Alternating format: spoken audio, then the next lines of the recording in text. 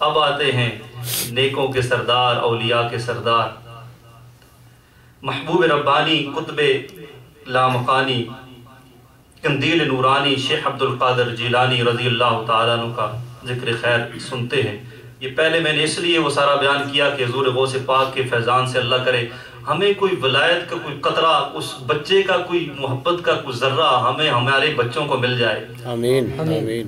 اور اللہ اکبر، سرکار بغداد حضور غوث پاک رضی اللہ تعالی عنہ یکم رمضان 470 ہجری کو ایران کے شہر گیلان میں پیدا ہوئے۔ آپ کا سارا خاندان بڑا باکمال ہے۔ اسی خاندان عظیم الشان سے یکے بعد دیگرے ولایت کے کئی مہتاب طلوع ہوئے۔ آپ کے والد ماجد حضرت سیدنا ابو صالح رضی اللہ تعالیٰ عنہ نواسہ رسول حضرت امام حسن رضی اللہ تعالیٰ عنہ کی اولاد پاک سے ہیں، اور آپ کی والدہ ماجدہ سیدہ ام الخیر فاطمہ رضی اللہ تعالیٰ عنہ امام علی مقام امام حسین رضی اللہ تعالیٰ عنہ کی اولاد پاک سے ہیں۔ یوں آپ کا سلسلہ نسب نور علی نور ہے، کیونکہ آپ حسنی سید بھی ہیں اور حسینی سید بھی ہیں۔ سبحان اللہ۔ نجیب الطرفین سید کہتے ہیں جو حسن بھی ہوں اور حسین بھی ہوں، اور حضور غوث پاک کے جو والد ہیں وہ امام حسن رضی اللہ تعالیٰ عنہ کی اولاد سے، اور آپ کی جو والدہ ہیں وہ امام حسین رضی اللہ تعالیٰ عنہ کی اولاد سے ہیں۔ اس لیے ہمارے امام اہل سنت کتنا پیارا شعر اس بارے میں فرماتے ہیں، صلو علی الحبیب صلی اللہ علیہ نبوی میں علوی فصل بطولی گلشن حسنی پھول حسینی ہے مہکنا تیرا۔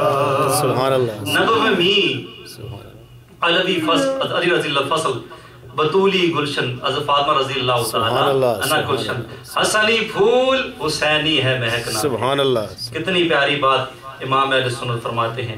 اب دیکھتے ہیں جب ہمارے غوث پاک دنیا میں تشریف لائے، پیارے پر اسلام بھائی، ہمارے غوث اعظم رضی اللہ تعالی عنہ مادر زاد ولی تھے۔ ابھی آپ رحمت اللہ تعالی اپنی ماں کے پیٹ میں تھے، اور ماں کو جب چھینک آتی تو جب وہ الحمدللہ کہتی تو آپ رضی اللہ تعالیٰ عنہ جواباً پیٹ میں سے یرحمک اللہ کہتے۔ سبحان اللہ سبحان اللہ۔ آپ رحمت اللہ تعالیٰ یکم رمضان المبارک بروز پیر صبح صادق کے وقت دنیا میں جلوگر ہوئے۔ اس وقت ہونٹ آہستہ آہستہ حرکت کر رہے تھے اور اللہ اللہ کی آواز آ رہی تھی۔ جس دن آپ رحمت اللہ تعالیٰ کی ولادت ہوئی، اس دن آپ رحمت اللہ تعالیٰ کے دیار ولادت یعنی شہر میں جیلان شریف میں 1100 بچے پیدا ہوئے۔ سبحان اللہ سبحان اللہ۔ وہ سب کے سب لڑکے تھے اور سب ولی اللہ بنے۔ سبحان اللہ۔ حضور غوث اعظم رحمت اللہ تعالیٰ علیہ نے پیدا ہوتے ہی روزہ رکھ لیا، اور جب سورج غروب ہوا اس وقت ماں کا دودھ نوش فرمایا۔ کہتے ہیں غوث اعظم متقی ہر آن نے چھوڑا اماں کا دودھ بھی رمضان میں۔ سارا مہینہ آپ رحمت اللہ تعالیٰ علیہ رمضان کا یہی معمول رہا۔ 5 برس کی عمر میں جب پہلی بار بسم اللہ الرحمن الرحیم پڑھنے کی رسم کے لیے کسی بزرگ کے پاس بیٹھے تو اعوذ باللہ اور بسم اللہ پڑھ کر سورہ فاتحہ اور الف لام میم سے لے کر 18 پارے پڑھ کر سنا دیے۔ اس بزرگ نے کہا بیٹے اور پڑھیے۔ فرمایا بس مجھے اتنا ہی یاد ہے، کیونکہ میری ماں کو بھی اتنا ہی یاد تھا۔ جب میں اپنی ماں کے پیٹ میں تھا اس وقت وہ پڑھا کرتی تھی، میں نے سن کر یاد کر لیا۔ یعنی آپ کی والدہ محترمہ ام الخیر فاطمہ رضی اللہ تعالیٰ عنہ آپ کو 18 سپارے یاد تھے، تو آپ پڑھا کرتی تھی۔ تو حضور غوث پاک جب بسم اللہ کی رسم ہوتی ہے بچے کو لے کے جاتے ہیں پڑھانے کے لیے، تو آپ نے بسم اللہ عزب اللہ پڑھی، بسم اللہ پڑھی، الحمد شریف پڑھی، الف لام میم سے لے کے 18 سپارے سارے سنا دیے۔ تو انہوں نے کہا آگے پڑھا، انہوں نے کہا میری والدہ کو اتنا ہی آتا تھا، وہ اتنا پڑھتی تھی اور میں نے یہی یاد کر لیا۔ سبحان اللہ۔ یہ اولیاء کے سردار۔